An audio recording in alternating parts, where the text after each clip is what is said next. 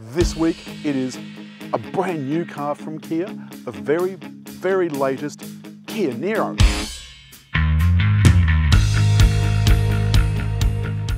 And on the road, this Niro is so much better than the previous one in every way that it's possible to be better. Mainly because Kia's tuning man, Graham Gambol, had a lot of time to spend in this, making it perfect. The EV has made the playing field level because it's got so much power deep down. So let's get a few facts out about the new 2023 Kia Niro. It comes as a hybrid and pure EV in an S and in the GT line. The hybrid S is $44,380, the GT line $50,030, the EVS is $65,300, GT line $72,100. There's a few other facts as well. The output for the hybrid is 104 kilowatts, while the EV is a little more generous at 150 kilowatts. The range for the EV is 460. Here's a couple of other interesting facts too. The batteries. The battery for the hybrid weighs around 43 kilos and sits under the back seat. But the massive 64.8 kilowatt battery for the EV weighs 443 kilos and takes up the entire back floor under the boot. That means the EV doesn't have a spare. You just make do with one of those awful repair kits, something we really loathe. However, the hybrid has a space saver spare. It's also worth noting the hybrid has just 4 litres per 100 kilometres and a 6-speed DCT, so you'll get about 1,000 kilometres out of the 40 litre tank, which we think isn't too bad.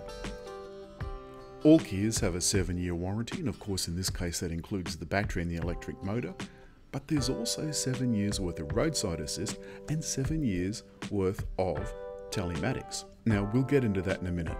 The steering is nice and neutral, and you can use the paddles to set the amount of regenerative braking.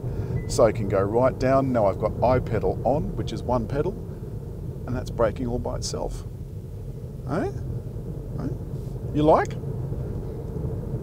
Acceleration is brisk without being nasty. You're not going to snap your head. Of course, it's got all Kia's safety gear. That's standard now, and you need that to get 5 stars. They did tell us, Kia did tell us, that they are anticipating that this will be tested at Euro NCAP facilities, and then they'll homologate that across the Australian market as well. The screens are nice and easy to read. Now remember, it is just this top GT line model that has these screens. The other ones do with smaller screens. No, I don't think it works as well.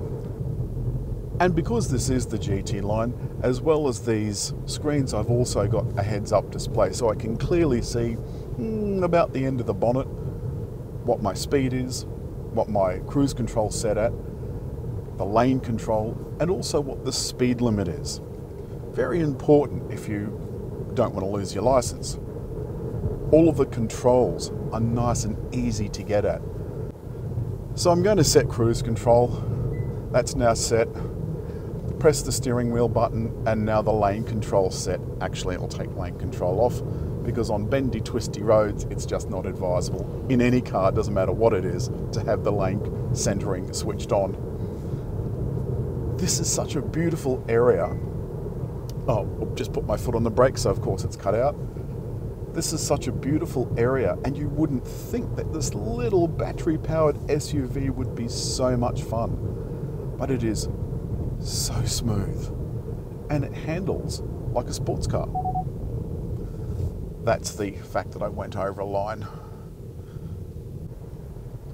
And you can hear on this relatively smooth tarmac how quiet this is as well.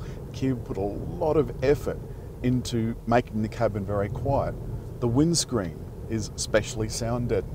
The carpet is specially sound deadened. And there's extra sound quietening elsewhere in the shell. And of course the range in this is a little bit more than there was in the previous model.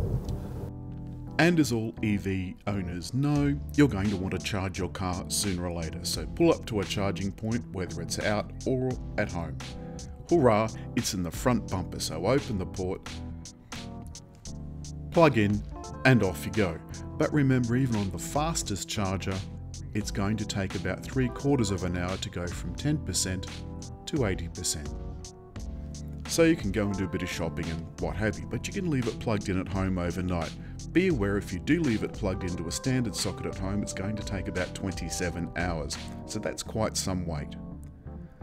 Kia has some other advantages as well, of course. There is the 7-year warranty, but there's also 7 years worth of telematics, as I've already mentioned.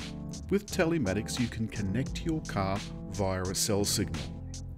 It can do really nifty things like monitor the status of the car, tell you where the car is, but also other things like if you are charging, for example, out and it's a very hot day, you can turn the air conditioning on so that the car's nice and cool when you come back to it. It operates through a built-in SIM, which currently has 7 years worth of access through Kia. It's the Optus network, so it works just like your normal mobile phone. After that, there'll be some kind of subscription, which Kia will work out in due course. It's the same with other brands. And I think that that's the most common question people ask is, how far can I go in my EV? How long does it take to charge? And what other things I can do with it? Well, this of course has vehicle to load. Yeah. So like the EV6 and Hyundai's Ioniq 5, you can plug stuff into this should you be out and about. On this top model, it also works on the outside, whereas inside there's just a couple of sockets in the back. And on these 17-inch wheels, the ride is still incredibly smooth. Now that bit of road was pretty dreadful, and yet this is as smooth as silk. And of course it would be remiss of us not to mention the flat floor in the rear seat, and the seats themselves covered with nature-friendly fabric. No leather to be seen here, it's all artificial. There's vents for climate control, as well as some USB for the rear seat passengers in the front seats themselves.